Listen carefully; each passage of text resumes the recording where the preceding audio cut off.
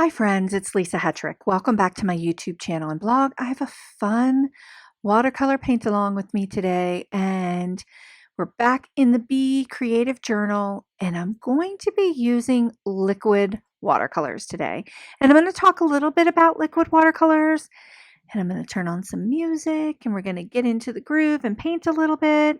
And I will pop back in and talk a little bit along the way, but we're going to have some fun.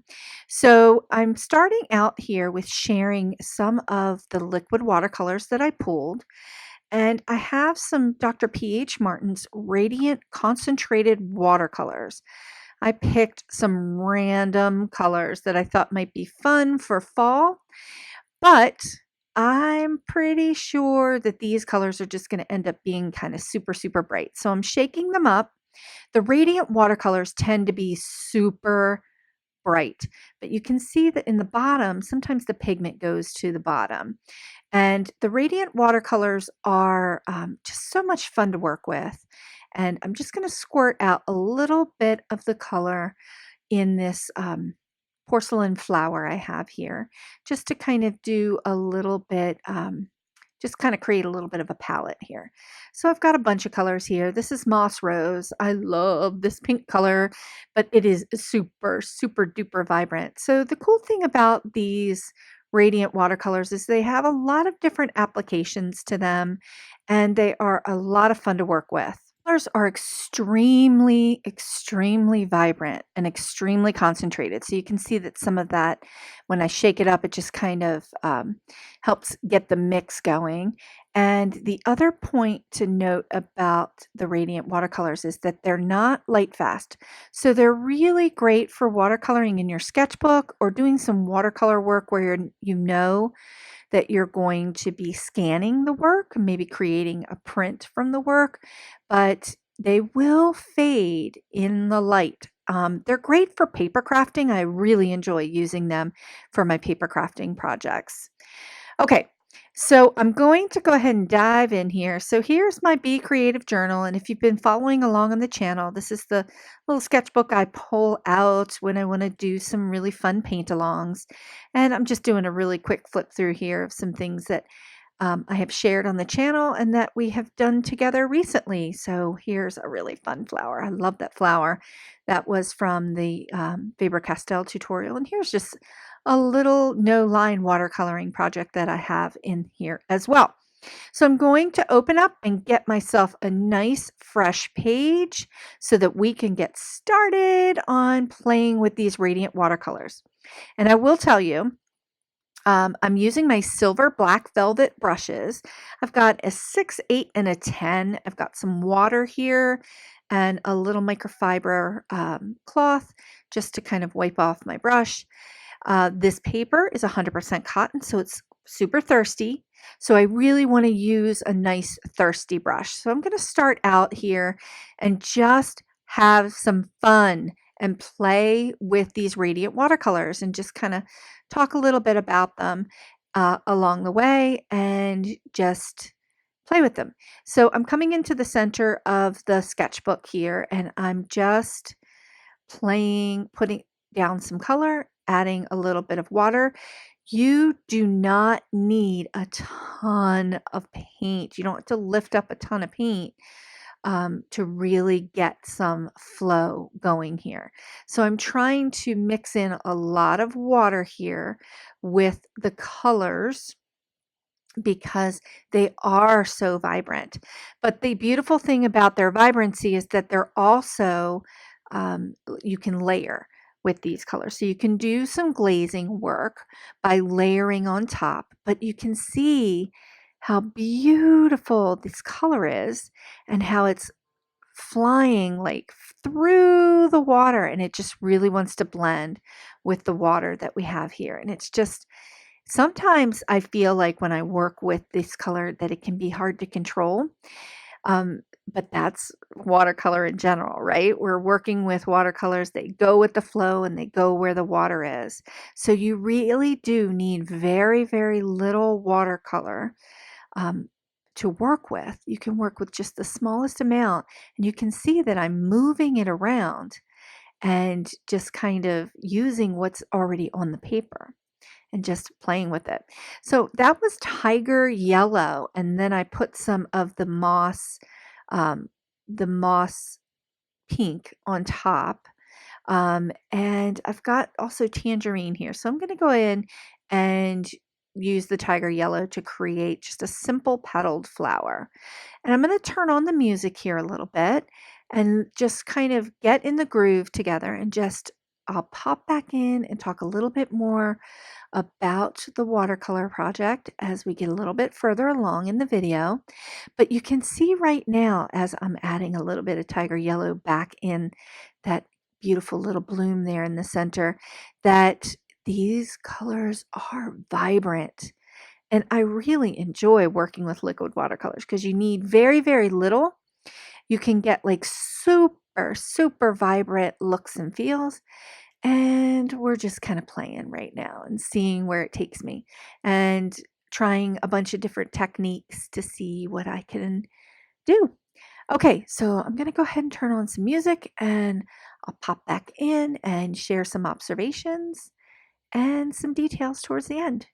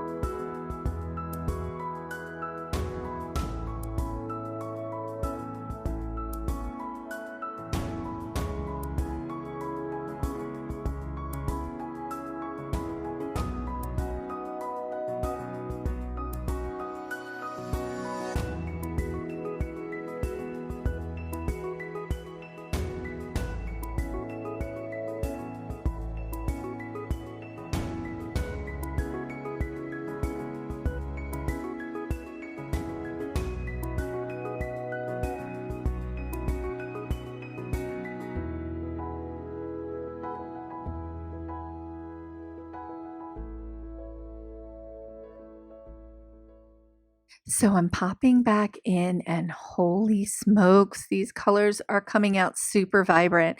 And it's kind of funny because when I picked these colors, I was like, I think I can kind of get an autumn thing going. But really, these colors are so vibrant that it's really just becoming a fun, whimsical painting. So I'm going to go ahead in here and just kind of pull out some of the details of these flowers. Again, just a little bit of mixed media and having some fun. I've been using my Faber-Castell Albrecht Dürer watercolor pencils for a really, really long time, many years, about 10 years now, I think. We're close to 10 years. And I'm digging them. And I've just been getting them back out lately and using them a lot over my watercolor work, and actually just using them as a straight up watercolor medium in some of my paper crafting projects. And I'll link up my latest video where I really kind of talked a lot about watercolor pencils. I'll link it up right here for you so that you can take a look at that for some more information about the Faber-Castell watercolor pencils. But I'm really digging just kind of grabbing a few colors, kind of color picking, some random colors that have the same look, hues as what I've got going on here on the sketchbook. And I'm just sketching over top and creating some shape around the watercolor work that I've done done underneath. And now I'm just going in with a little bit of a wet brush and just kind of activating the pigment from the watercolor pencils. I don't want to completely activate it and kind of blend it out. Right now, I'm just kind of activating a little bit so that I can get this look and feel that's kind of graphic, because I can still see the lines, but I'm softening those edges a little bit. And you can see that I'm going back in with yellow and just adding a few details here and there with some of the watercolor pencils. And I'm just kind of digging this. This is really freeing. Just kind of going in and playing in your sketchbook and just kind of seeing where the mediums will take you, and just put some ink and watercolor pencils and watercolor mediums on the paper and just play with it. And it's just kind of fun. So these florals are really kind of turning out more graphic than they are washy-washy, which you normally see on my channel. So I'm having some fun here. I'm bringing in the Uniball Signo white pen, this white gel pen. It's the unicorn of white pens. I really enjoy this pen. I have so many of them and I've used them for years, but I'm just adding a few little dots and white details over top of the work that I've already done.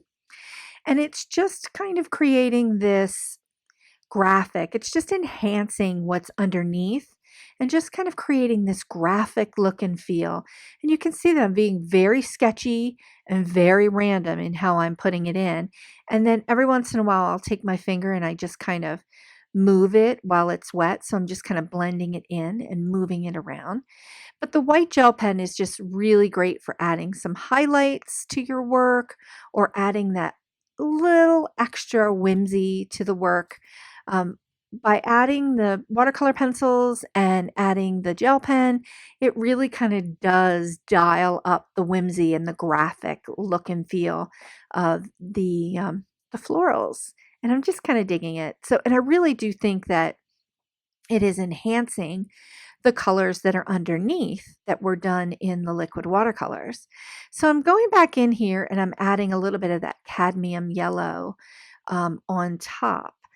And I do this a lot when I'm working with liquid watercolors and regular watercolors. I will add yellow on top of like my pinks and my yellows and different florals that I'll paint, because it jacks up the luminosity of the color. And I'm just kind of digging it. This has been so much fun, just kind of sharing and playing, turning the camera on and getting everything out and just having some fun with it. If you really enjoy watercolor and you want to learn more, I would love to see you in the classroom. Head on over to craftyourjoy.com and take a look at my class offerings. You can use code CRAFTYOURJOY for $5 off any class offering now and into the future. Okay, I hope you really enjoyed this paint along today. It was just so super fun. Thanks so much for watching. Please consider sharing the joy by liking this video and subscribing to this channel. Thanks so much, and I'll see you next time.